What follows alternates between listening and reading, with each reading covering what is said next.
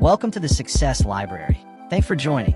Drop a comment, share your thoughts, and let us know which book you'd love to see next. Episode 2, Why Motivation Fails and What Actually Works Instead. Chapter 1. Here's a hard truth most people don't want to hear. Motivation is unreliable. You won't always feel like doing the thing you said you would do. You won't always wake up energized, excited, or disciplined. And that's okay, because it turns out, motivation was never the answer. In this episode, we're going to destroy one of the biggest myths in self-improvement. And by the end of it, you'll know exactly how to build habits that stick, even when you don't feel like it. Chapter 2. Motivation is a great way to start, but it's a terrible way to stay consistent.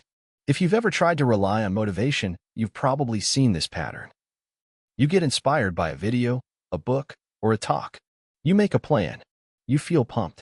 You act. Then, after a few days, that fire fades. You skip a workout. You miss a journaling session. You stop showing up. Why? Because motivation is emotional. It rises and falls. You can't depend on something that disappears the moment life gets hard. Chapter 3. James Clear offers a smarter way. Instead of asking, how do I stay motivated? Ask, how can I design an environment that makes action automatic? This idea is the foundation of a powerful system called cue, craving, response, and reward, what Clear calls the 4 stages of a habit. Let's break it down. Every habit follows this loop. 1. Cue. You see or feel something that triggers the behavior. 2. Craving. Your brain creates a desire or urge. 3. Response. You take action. 4. Reward. You experience a benefit, which reinforces the loop. For example, cue. You walk into the kitchen and see cookies. Craving.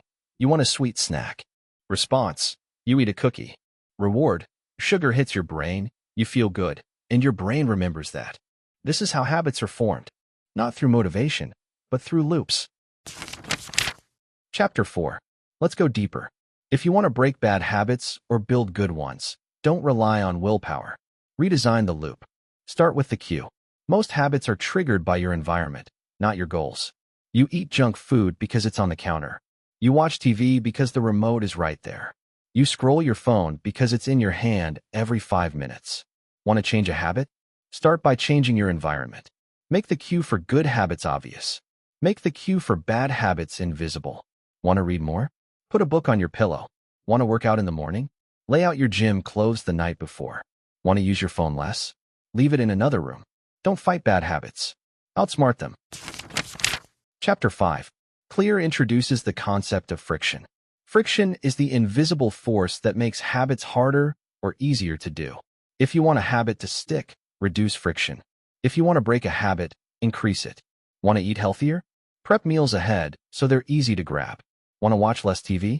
Unplug it after use and remove the batteries from the remote. Want to practice guitar? Leave it out where you can see it. The more convenient a habit is, the more likely it is to happen. The more inconvenient it becomes, the more likely you'll skip it. Motivation fades. Friction is forever. Chapter 6. Here's a secret James Clear shares that most people miss. Discipline doesn't come from inside you. It comes from around you. If you surround yourself with cues, triggers, and people that align with your goals, action becomes easy. If you try to do everything in a chaotic, unstructured environment, it'll always feel like a struggle. Your environment is like gravity. You can't fight it forever, but you can use it to your advantage. You don't need to be a perfectly disciplined person. You just need to be someone who sets up systems that make good choices the default. Chapter 7. Another key idea from Atomic Habits is this. Don't wait to feel like doing something. Just show up. Clear says that many people struggle with habits because they believe action must come from emotion. But in truth, action creates emotion, not the other way around. You don't need to feel like writing to start typing. You don't need to feel like running to lace up your shoes.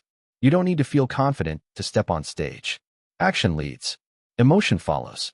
The more you act, the more natural it feels. The more natural it feels, the less motivation you'll need next time. Chapter 8. Here's a practical way to apply everything we've talked about. Use something Clear calls the 2-minute rule. It works like this. When starting a new habit, scale it down to something that takes less than 2 minutes. Read every night becomes read 1 page. Go to the gym becomes put on my gym shoes. Study after dinner becomes open my notebook. This does two things. 1. It makes it easier to start because there's no resistance. 2. It builds consistency because the hardest part is always beginning. Once you start, you often keep going. But if you never start, you never change. Chapter 9. Let's recap the key lessons from this episode. Motivation is unreliable. Systems are not. Every habit follows a loop. Cue, craving, response, reward.